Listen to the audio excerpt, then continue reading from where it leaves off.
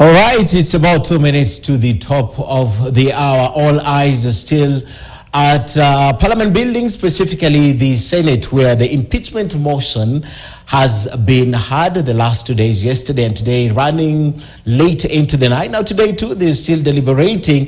In fact, a short while ago, the advocate for Governor Mwangaza, the Meru governor, concluded the final submissions. Now the Senate has taken a break, what they call in-camera meeting at Senate. Once that is done, they'll be getting out to take a vote that might go to division and all that. So the Senate currently is considering what they've had the last 2 days from both parties. Now that is the County Assembly of Meru, who submitted this motion before the Senate, and the same people who submitted the last time, and of course the defense from Governor Mwangaza, led by Advocate Elisha Ongoya, who says he's a lifetime learner. He learns all the time. The other side was led by Muthomi Thiankulu, who is also an advocate. And of course, the results will be known today, according to the approximated time by the Speaker of the Senate, Amason Jeffa Kingi, by 10 minutes to 11 p.m. tonight, 10 minutes to midnight, they shall have a verdict. Currently,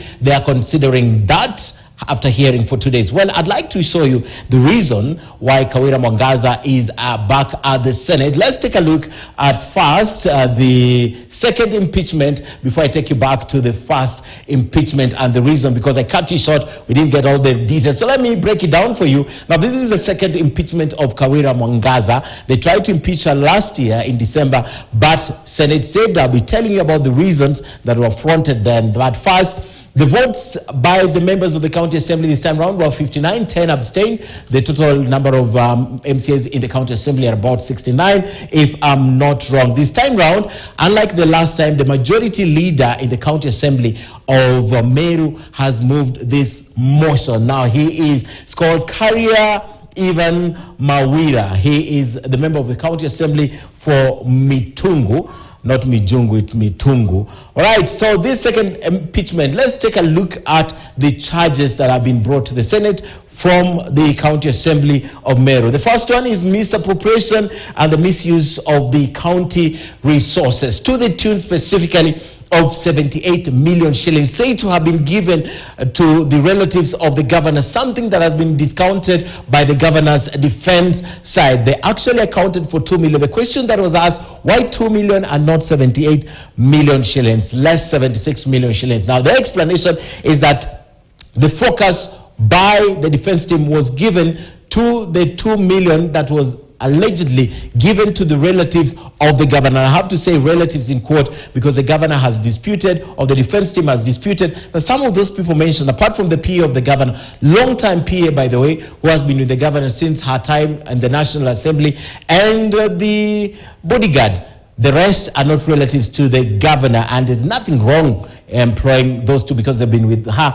So the first reason there, misappropriation and misuse of the county resources to the tune of 78 million shillings. Nepotism, of course, have elaborated employing the relatives as alleged by the MCAs, and related unethical practices. Those are the first charges that have been brought against Bishop Kawira Mwangaza. All right, the other ones are bullying, vilification, and diminishing other leaders, and this is said to have been done on the platform on a public rally when she said 10 cartels. I think that was the term. So that is the term, that is what he's saying: illegal appointments and usurpation of statutory powers, in that she's taking powers from other areas of the county and taking it to her office. The other charges, contempt of court. Actually, this is a big thing that was spoken about this evening in her defense. There was no contempt of court, and yet the MCS alleged she is already in contempt.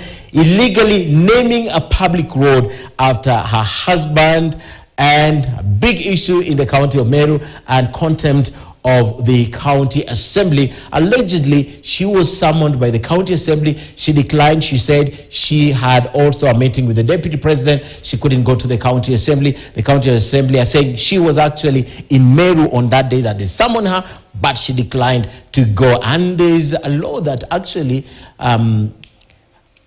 obliges you to produce documentation or appear before the county assembly if called upon. So there's summons, and if you don't, then there's contempt. And committee this time round, the mode of impeachment, she goes to the committee of the whole house, the plenary. That's why you've been seeing this playing out on the floor of the Senate. Is a committee of the whole house, then vote in her favor or against, or in favor of the MCAs and against her in the coming hour. There will be a little bit of debate here and there, and the outcome of this is still pending. So this is about the current impeachment, the current case voted by 59 members of the county assembly. All right, so just take you back for a second on the first impeachment of Kawira Mwangaza. 68 MCAs voted for this, 10 abstained this time around. It was moved by Dennis Kiongora. He is the Abogeta member of the county assembly. This charges almost the same as the last one. We're waiting for the outcome. We're waiting for the Senate to reconvene. They asked for about 10 minutes to look at everything that has been presented before them in camera. That's why we're not live. After that, they will come back to the floor of the assembly. There will be a little bit of debate here and there, and eventually they'll vote. That exercise was expected to take about 1 hour. They said they'll conclude by 10:50. It's already about 5 minutes past the top of the hour. All right, tomorrow is a very important day. Second State of the Nation address by the President to the Joint August House.